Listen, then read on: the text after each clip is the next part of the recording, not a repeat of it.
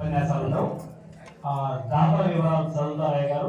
హరి ఓం. శాంతి మంత్రాలు చెప్తారు. గురు బ్రహ్మ గురు విష్ణు గురుదేవో మహేశ్వర గురు సాక్షాత్ పరబ్రహ్మ తస్మై శ్రీ గురవే నమః. సభాయే నమః.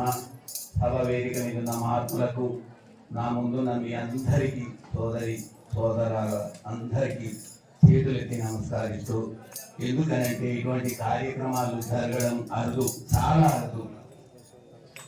ఎంత పుణ్యం సంపాదించుకుంటేనో ఇటువంటి భూమిలో ఆయన మహాత్ముడి యొక్క విషయాలు అన్ని చెప్పిండు. ఆయన యొక్క విలువలను మనం తెలుసుకున్నాం.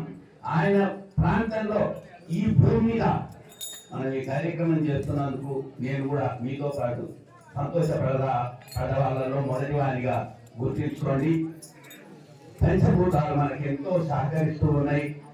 పంచభూతాల వల్లనే మనం బతుకుతూ ఉన్నాం. శిశువుడు పుట్టగానే మాయ కూడా తెరవక ముందే భూమి మీద పడి చేతులెత్తి భూమాతకి నమస్కరిస్తాడంట. అమ్మ ఒడిలో ఉంటే నీ ఒడిలో పడ్డ, మరి ఏంటి నా ప్రాయశ్చిత్తం అంటే, నాయన నీవు బతికినంత వరకు నీ కాళ్ళ కింద ఉంటాను, నువ్వు చచ్చిపోయినాకనే నేను నీ నీరు వస్తా అని మాటించిందంట భూమాత. మనం చచ్చిపోయినంత వరకు మనం భూమి మీద నడుస్తూనే ఉంటాం. అమ్మ ఏమి అనదు. మనం చనిపోయినాకనే మన మీదకి వచ్చి అమ్మలో దాచుకుంటుంది మనలని.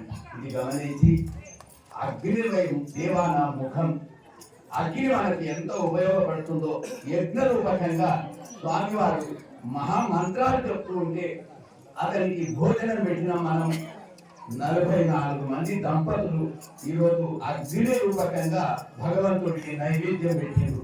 మనం ఎక్కడన్నా గుళ్ళల్లో నైవేద్యం పెడితే భగవంతుడు తిన్నట్టు ఆనవాళ్ళు లేవు. నీళ్ళలో పెట్టినా, గంగాదేవికి పెట్టినా తిన్నట్టు ఆనవాళ్ళు కనపడవు. కానీ మన ముందరనే స్వహాకారంగా అగ్ని మనమిచ్చే పదార్థాలని పుచ్చుకొని సంతోషించినటువంటి స్థలం ఈ యొక్క ఆశ్రమం. ఎంతో ఆనందంగా మీరంతా ఆనందపడుతున్నట్టుగా నేను గమనిస్తూ ఉన్నా. ఇంకొక విషయం ఏంటి అంటే, ఇంతమంది మీరు చెప్తూ ఉన్నారు స్వామి, భగవంతుడి గురించి తెలుసుకోండి, భగవద్గీత పాడండి, ఇతరులకు చెప్పండి అని. మా సోదరులు ఏమంటున్నారు ఇక్కడ 9 ఎకరాల సోదరులు అంటే, నాయన మీరు బాగానే చెప్తారు, ఒక మాట చెప్తా ఈయనకి, ఒక మాటసారి పోతూ ఉన్నాడంట, మోసం కావాలని. వడగాలి వచ్చింది, దొడ్డేసింది. ఒక తాడుపడిన నూతి కాడిపోయే వరకల్లా తొలిగి ఆ బాయిలో పడబోయి అదృష్టవశాత్తు ఏం చేసింది, ఆ మీద ఒక దుసరిది తిరిగింది, లోపలికి దారింది. ఆయనకి ఏం దొరకలేదు, దగ్గర దుసరిది అని పట్టుకున్నాడు. ఆ ఒడుకోడుతూ ఉన్న దుసరిది. అబ్బా ఎట్లా నేను బతికేది అని చెప్పి ఆలోచన చేస్తున్నాడు. చేతులు ఆస్తలేవు. కిందికి పోదమా పాడుపడ్డ బాయిగా నాగుమా ఉంది అలా, పైకి పోదమా ఆ తేళ్లు తావు చేసుకున్నాయి. తీగ కదిలే వరకల్లా తేళ్లు బయటకు వచ్చినాయి. మన పరిస్థితి అట్లా ఉంది.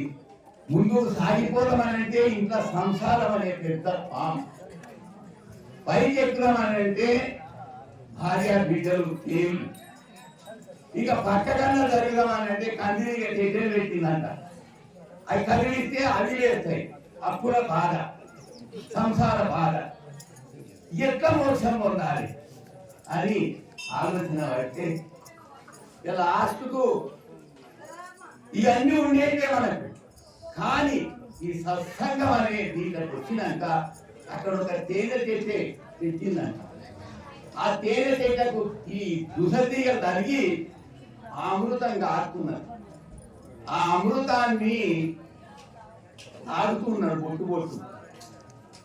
ఇంత తిప్పల పడుకుంటే ఇక్కడ వచ్చి మరి అమృత పానాన్ని మీరు స్వీకరించి చక్కగా యజ్ఞం చేసి మరి యొక్క ఆహ్లాదకరమైన ఈ జీవితాన్ని ఈ గంట సేపు గడిపి ఉదయం సండి ఇప్పటి వరకు మీరు చక్కటి మాటలను ఆహ్వానించుడు. అదే తేనెకు దాంతో తృప్తి పడి భగవంతుడు మనకి ఇచ్చిన ప్రసాదం అని చెప్పి మీ ఉదాహరణలో వెళ్ళినా ఎప్పుడు ఇటువంటి మాటలను ఆ తేనె కోరినట్టు మీరు వినాలి. ఇటువంటి సత్సంగాలు ఇంకా ఎన్నో పెట్టి ఈ యొక్క కార్యక్రమాలు నెల నెలకి ఇక్కడ మొదటి తారీఖు అని చెప్పి నేను అనుకుంటేమో మన వెంకయ్య గారు స్వామి నువ్వే చెప్పండి ఏ తారీఖు అయితే మనకు బాగుంటుంది, మన సంఖ్యలో ఎక్కడ మనకు పుస్తకం ఉంటుందంటే ప్రతి నెల 1వ తారీఖు స్వామివారికి ముఖ్యమైన దినం, ప్రధానమైన స్థానంలో 1వ తారీఖు చేయాలని సంకల్పం చేయడం జరిగింది. అది ఇంటితాయి ఒట్టుడితాయి అన్నట్టుగా నా మాటకు విలువనిచ్చిన 9 రేఖల ప్రజలకు మరొకసారి చేతులెత్తి నమస్కారం చేస్తున్నా. ఇంత బాగా కార్యక్రమం జరుపుతారని నేను కూడా ఊహించలేదు. కానీ ఇంత కలిసికట్టుగా ఈ ప్రాంతం డెవలప్ చేస్తున్నారనేది నా వంతు సహాయం కూడా నేను ఒక 10,000 రూపాయలు ఉత్సవాలైనా మీకు సమర్పించుకుంటాను.